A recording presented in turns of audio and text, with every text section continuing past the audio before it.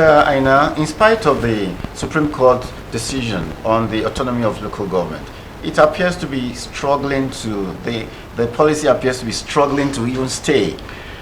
Because you see, that judgment is one that cuts across all the geopolitical zones. And there are people in every geopolitical zones, mostly governors, who do not even want to see that judgment implemented. We know that, for example, in the Southwest, the governor of Oyo State is unabashedly against it. And it is like that in virtually every zone. But the fact that they are against it does not mean that it is not a good policy. It is a policy that will help local government administration. Because in fact that scenario used to hold until 2002. Until 2002, allocation to local governments used to come through the states, but directly to the account of the local governments. So you now had a situation where the chairman of the local government could say, I want to do this drainage, I want to build this market, I want to do this, I want to do that. But again, around that time, the federal government was taking advantage, undue advantage of that situation by cornering the local government officials at national level and agreeing on programs that will affect the finances of those local governments. I can remember that there was a time that a certain amount was deducted from all local government accounts, 774 of them, and utilized to support a program that was favored by the federal government without any recourse to the states.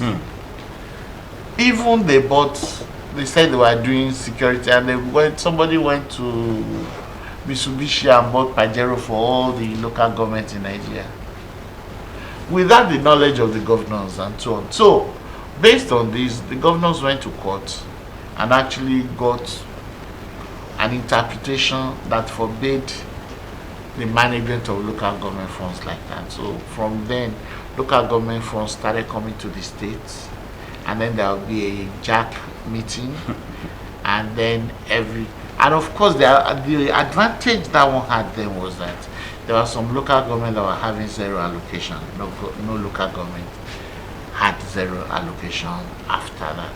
But you now had a situation where some governors began to capture the money of local governments.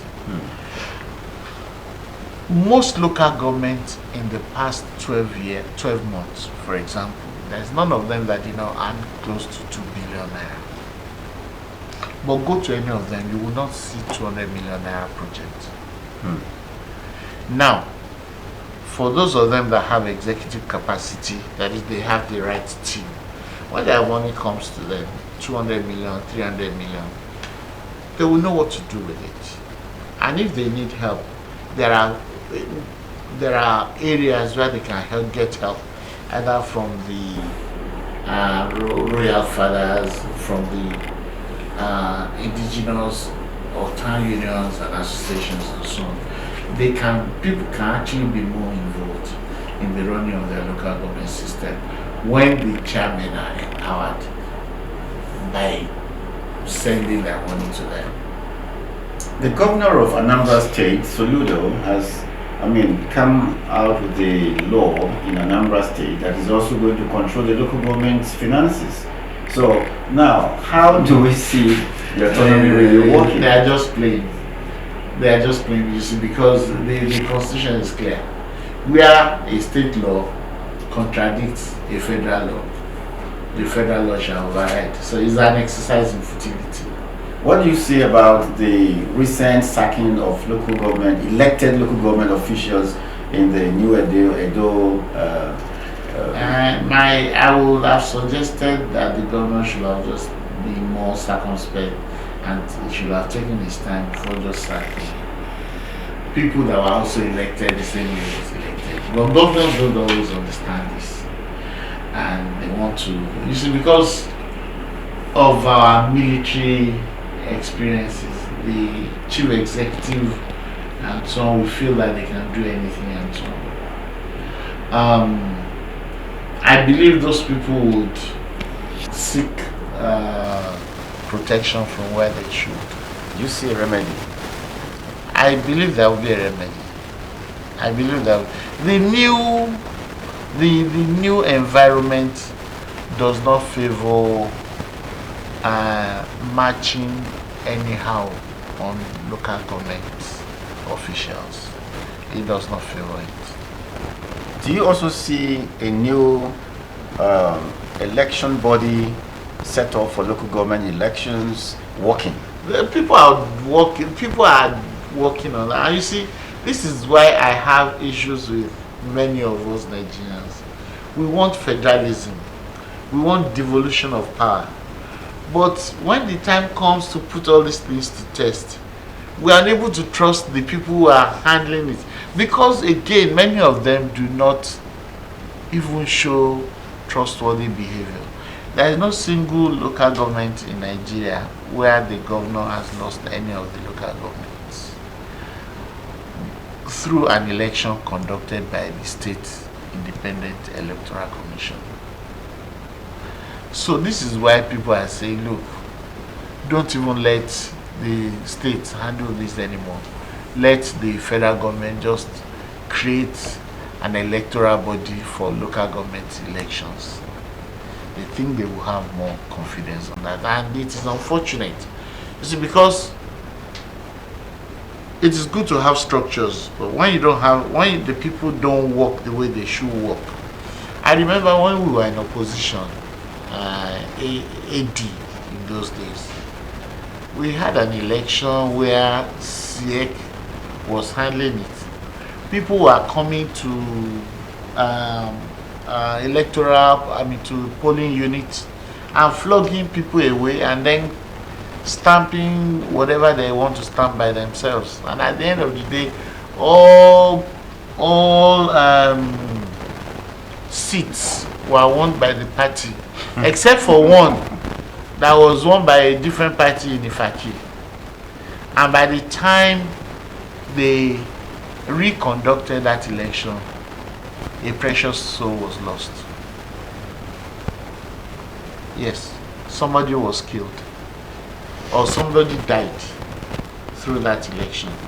And well, it is in God's hands. Everything is in God's hands. So most states have not demonstrated sufficient sincerity to run an electoral body. Mr. Aina, there is a new wave of terrorism in the country. This time around, even going directly against military targets. What do you think is really happening? These things have been happening for a long time. And in my view, the incidence has even been reducing. I believe sincerely that the military now is well focused to handle banditry. But it is not a war that can be won on the battlefield alone. It is a war that involves communities. People know, there are many people know where these bandits hide out. They know where they rest. They know where they have their tents. There are people who buy food for them. There are people who deliver messages for them and so on and so forth. The more we're able to win over people in those communities, the earlier it is that we can overcome banditry. What is going on here in Nigeria today has happened in Italy and even West Germany in those days. You had the Red Brigade, which was a terrorist organization. You had the Baden-Meinhof gang and so on. They were all terrorists, kidnapping people and doing all sorts of things. they were not defeated in a day or in two, but eventually the state was able to stultify the kind of philosophy that was giving birth to those tendencies among people. If, for example, every religious groups, every community decide to come out and speak against these things, then they will not be able to recruit members into their group, and it will die out. The past governments have done their best. They have even tried to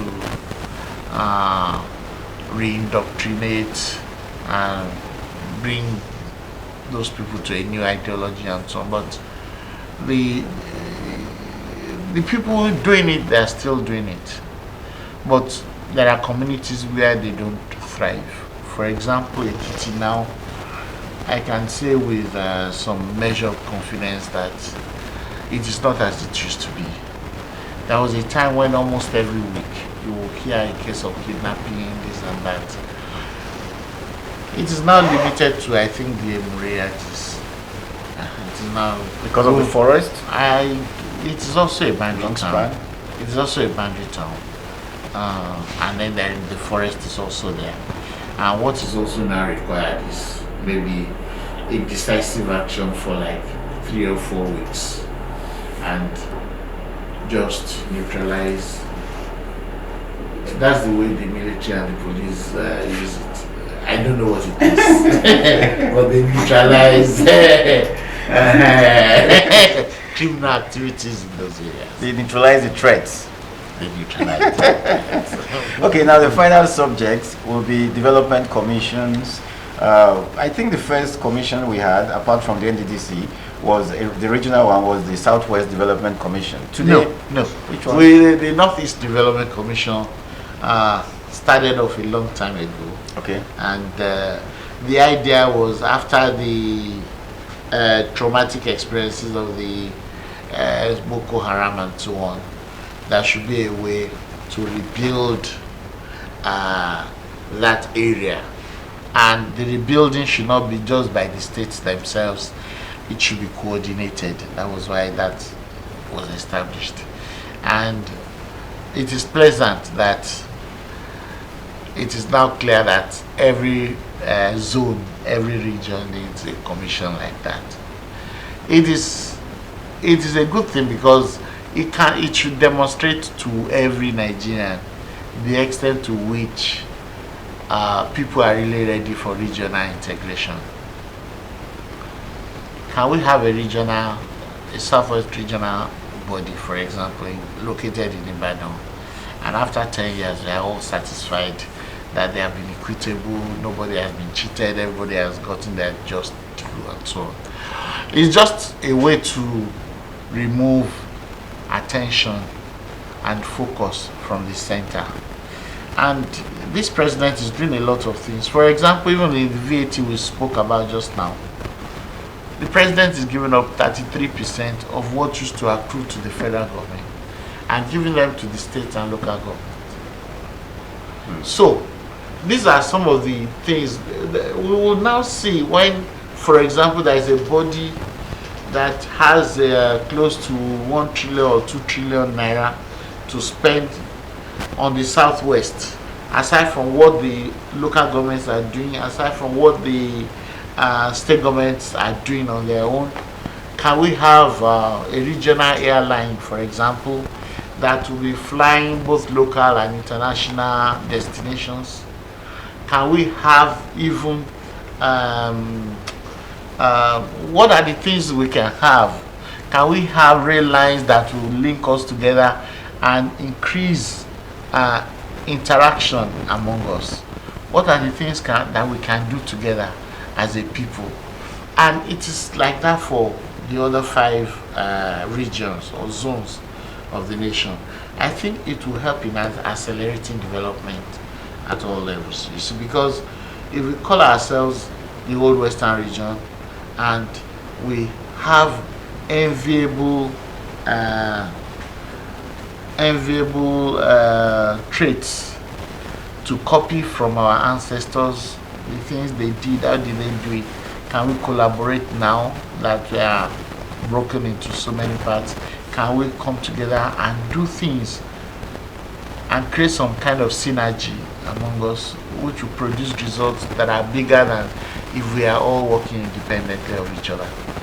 So it's a good thing, and I commend the leaders of the Southwest Caucus in the National Assembly for birthing this, and I just hope that in implementing it, they will also get the right people with the right vision to run it. Some people are looking at the regeneration of the development commissions and the tax reform bill as a pointer to President Bola Ahmed Tinubu restructuring Nigeria. What is your own opinion? Well, in my view, restructuring is a very emotion-laden topic. Some people don't even want to hear it at all. It reminds me of a story I read somewhere about in one religious society, one of those radicals killed somebody, and they said, "Why did you kill him?" He said, "Because he's secular." And they said, "What is the meaning of secular?" I said, "I don't know," but they said it's secular. So restructuring is almost like that. It is emotion-laden. Most people don't know what it means and so on. And most people, when they see it, they will run away from it. For example, when states were empowered to create their own independent electoral commissions, it was a devolution of power. But most people are now saying, take it back to the center. Now, I just want to use that as an example. If I remember coming across primary school teachers some years ago in a state protesting. They don't want to be under state again. They don't want to be under local government. They want to be directly dealing with the federal government. So what President Tinubu is doing should give more energy to states to become centers of development. It will give more energy to the zones, the regions, to become centers of development. For example, the West may have some ideas which Ekiti acting alone may not be able to do, or your acting alone may not be able to birth it. But all the 6 states of the Southwest working together may be able to deliver on it. So, to some extent, you can call that devolution, which is another word for restructuring. But like I said, it is too emotionally laden. So, but it is part of the steps to bring greater efficiency to governance, to bring greater transparency and accountability. So, they are very good steps. We've been speaking with a private businessman and former Commissioner for Finance and Budget in Ekiti State in 1999 to 2003. He also was the chairman of Fiscal Responsibility Commission between 2011 and 2016. Currently, I'm also an APC chieftain. He's also an APC chieftain, Thank you as well as the National Secretary for Yoruba Leader, Rob Thought. Mr. Bayo Aina, thanks for coming. Thank you so much for giving me this platform. I appreciate you. People of the Fountain.